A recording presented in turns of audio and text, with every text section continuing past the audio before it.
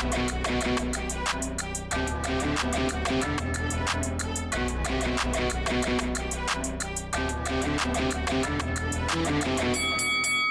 guys, welcome to Boxing Squared for boxing news and views from around the internet. Anthony Joshua, who's coming off a devastating knockout loss to Daniel Dubois, has emerged on social media and he's in an upbeat mood. So as you can see here, here is the posting. We'll play the clip and then a few thoughts and also the what next, because what can he do? What's he going to change? Because obviously that's a big question if there is a rematch. So Joshua, here's his comment. Yesterday night we came up short, but look, we've got to look at all the positives. That's the mindset and that's the perspective that we have to have, a positive one, always. Look at what we've achieved in the space of 11 years. It's phenomenal. And I want to thank every single one of you that's been riding with me. What a roller coaster journey. But you know what the problem is that it's far from over yet. You know, we've done it once, we've done it twice. Doing it a third time hasn't been easy, but I believe it's something I can achieve.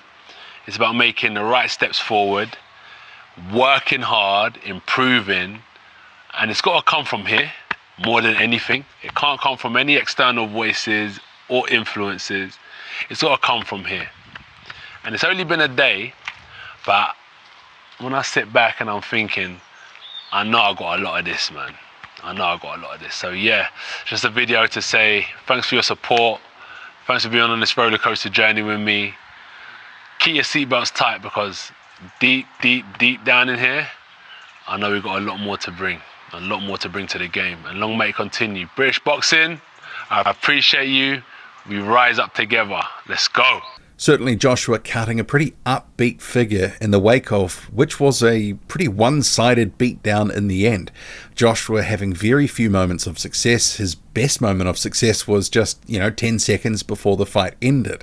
So this version of Joshua we've seen on social media, I think for his fans and just in general, you can't come out and be all doom and gloom and say that you're mentally fragile or whatever, or if you were down in the dumps, because people would not take that the right way. People would call for him to hang it up and retire, but it seems to be he's trying to exude positivity, give off the right signals to his fans, and also I'm sure for himself that he believes in, because these guys are so confident, they have to believe that they are the guys that are going to go in there and get the job done.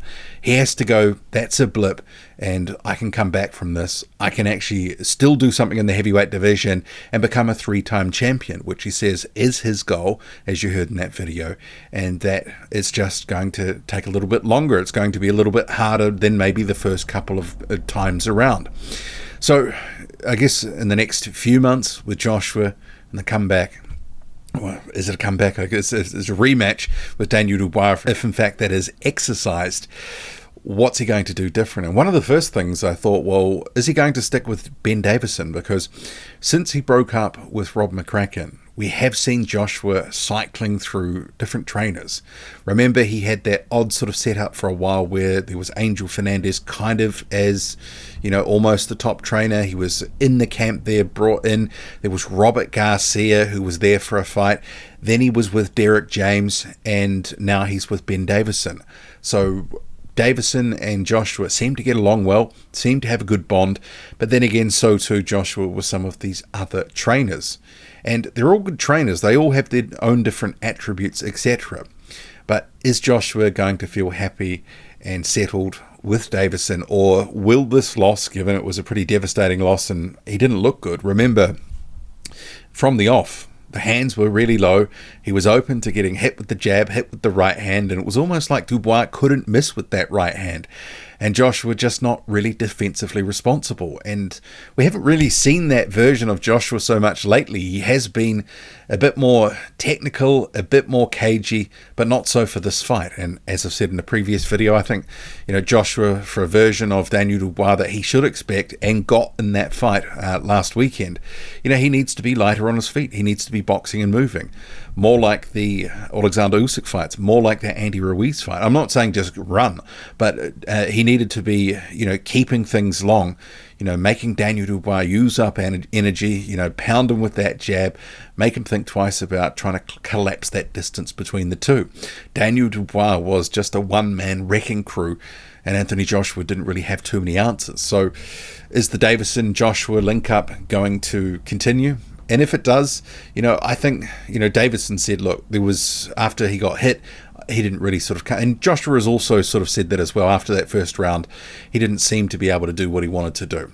But even before that, I think there were warning signs, there were red flags about what Joshua was trying to do. It wasn't immediately clear what the game plan was, and the hands were quite low, lower than they should have been, and he wasn't necessarily doing some of the things I think we thought that he would for this sort of style matchup. Daniel Dubois will be very confident going into a rematch, if in fact this is the next fight.